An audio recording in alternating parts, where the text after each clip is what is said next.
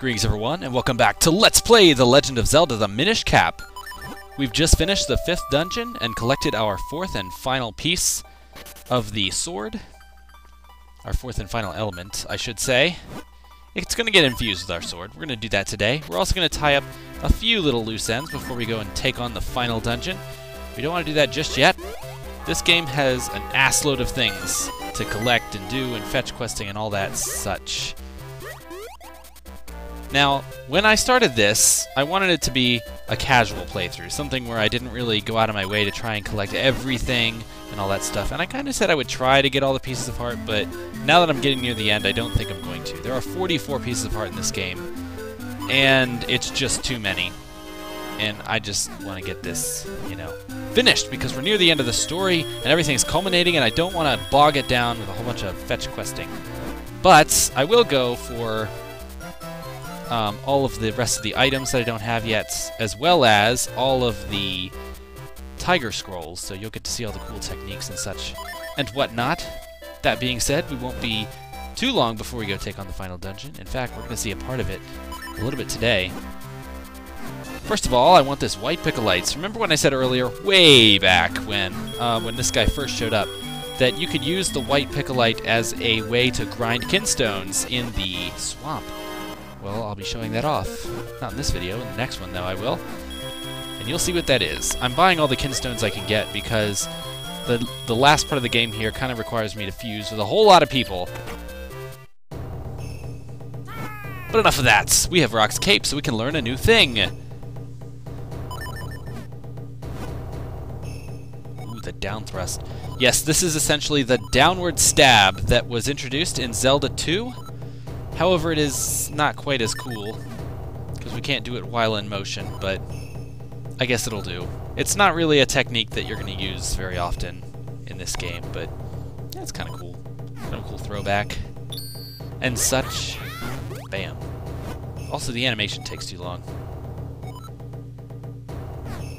Also, it's kind of wonky where the timing is. You have to hit it right at the peak of the jump. And you can't hold the jump for too long, because then you'll hit to the gliding thing, and you can't do it with that either, so... Anyway, we've learned our thing. Let's get out of here.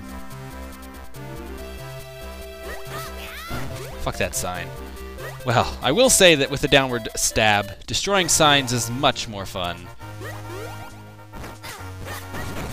An Octorock. Shoot me while I'm trying to fly around. Alright, now over here, to the east of the house, there's something that I didn't show off. First of all, I'm going to grab this golden treasure chest that showed up. I also forgot to activate that wind crest up there, so why the hell not? Let's just activate it. For the sake of completion. Yep, yes we do. Thanks, Eslo. Oh boy, who's that? Oh, we all know who that is. Yes. If you don't know who it is, I will wait to tell you. Yes, it is Tingle! The, I guess you could call him a wannabe fairy? Freaky kind of dude. He wears green tights and red underwear on the outside. He was introduced in Majora's Mask. And, yeah, he's pretty charismatic, that's for sure.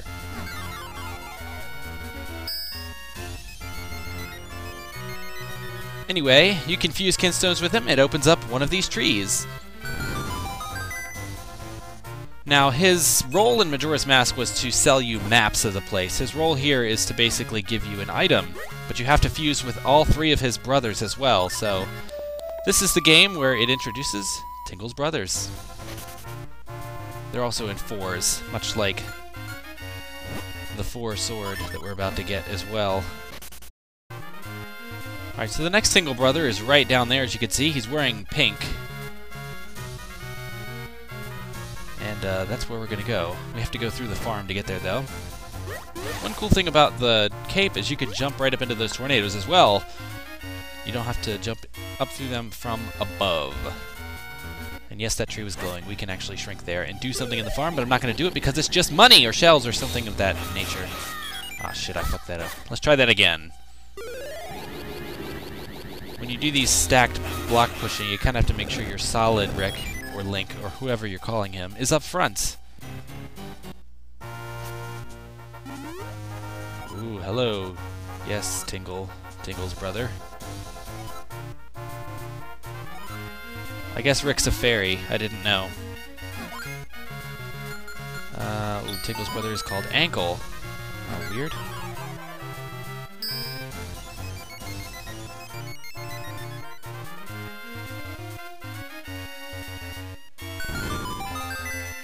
And we open up another tree.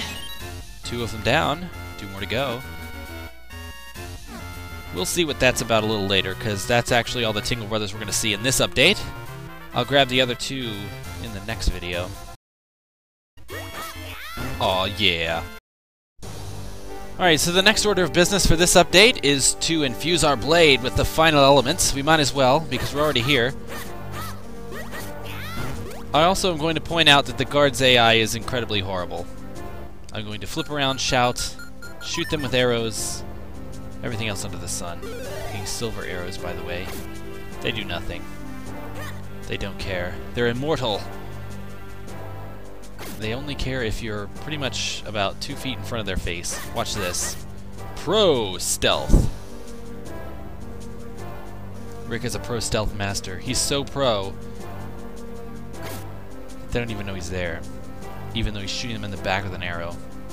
Awesome! Unfortunately, we have to sneak in again this way. Yeah, the downward stab doesn't work too well on the snakes.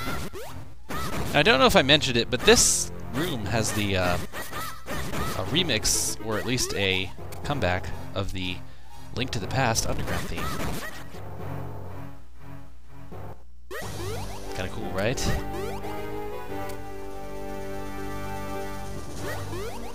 Alright, we've been here before. Yada yada. Ancient garden. Secret door. Blah blah blah. Elemental sanctuary. One thing that's different, though, is we have all 4 elements. Just drop that baby. Oh, I don't want a green sword. Come on. It's been changing color to match the elements. But lucky for us, the final sword is gold. Now that's bitchin', if you ask me.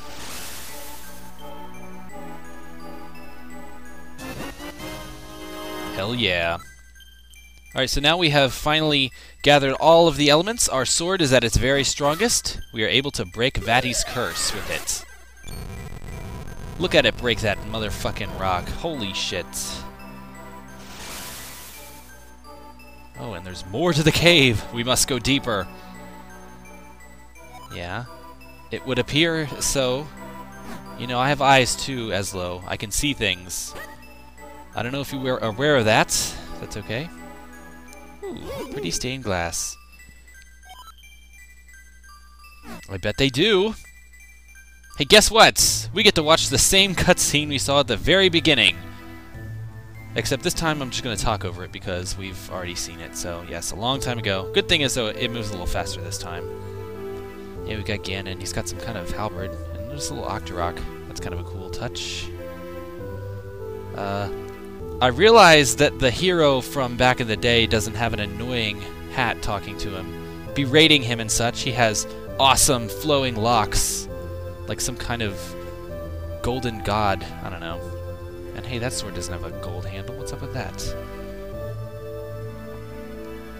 Yeah, we've seen this. Why are they telling us the same story?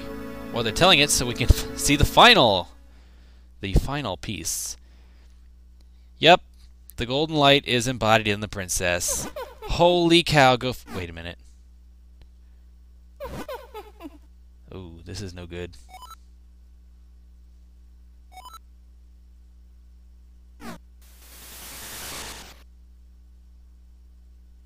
Spoilers! It was Vatty. Oh, god damn it, Rick, what the hell?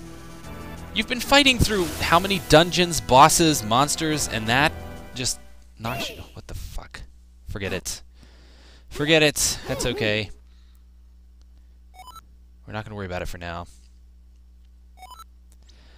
Apparently we let Vatty into the ancient area, though. The secret stained glass room, and now he knows that the princess has light power, so he's probably out there taking it or something.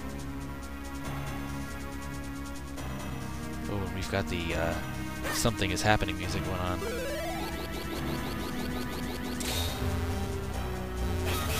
As you can see now, we can split into 4 parts. Pretty cool. By the way, Vaddie pulled a Ganondorf from Ocarina of Time, where we pretty much let him right in the door too. Oh, this is different. Oh boy. Well, guess we probably shouldn't have let Vaddie in there.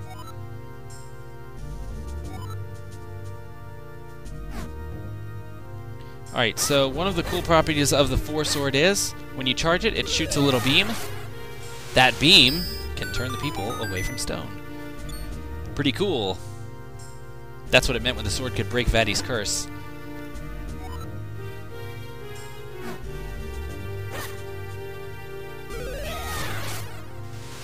Also notice the very cool dark remix of the Hyrule Castle theme. Pretty bitchin'. Yes, I've said bitchin' twice in one episode. Deal with it.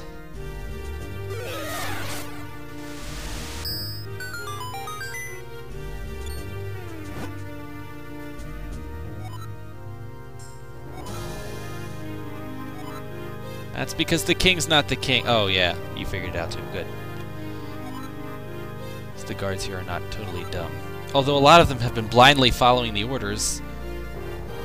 Alright. Oh, this is different. Alright, so, welcome to the final dungeon of the game. I'm actually not going to be finishing it, but you do have to do part of it to get out of here. So, enjoy this little preview, if you will.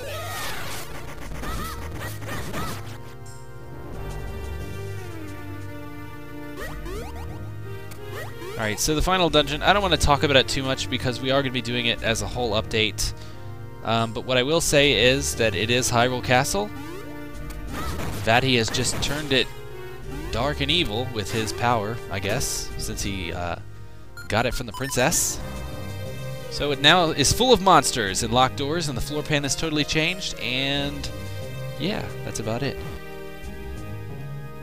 When you are infected with the curse there from the bubble, you not only cannot use your sword like in previous Zelda games, you can't use bombs or anything else either, so that's kind of why I was stuck there. That part to the right is part of the main part of the castle. We're not going to be going over there.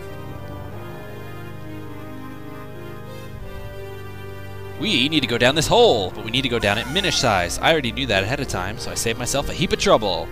You can come down here big size too. You're just going to have to backtrack back up there and shrink yourself down.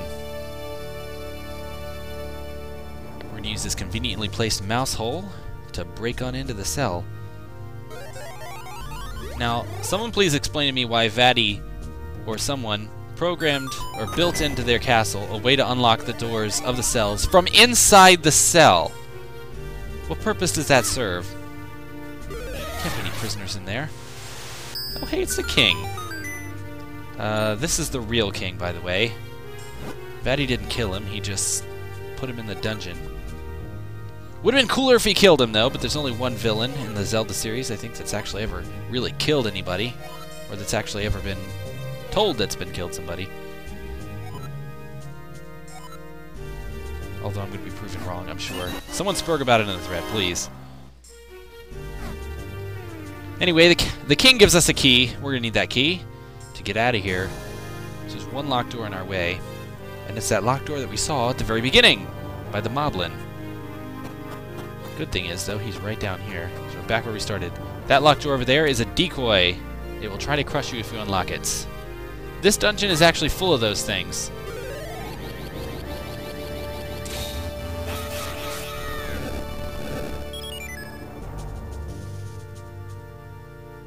Also the one there to the left, see? Fake.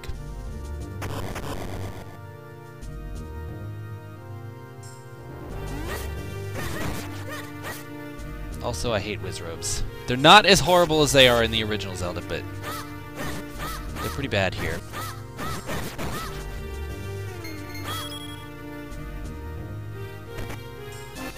Oh hey, we got a map. Hey, why not? Let's check the map. Let's see what Vaddie did. Holy shit, this place is huge. Yep.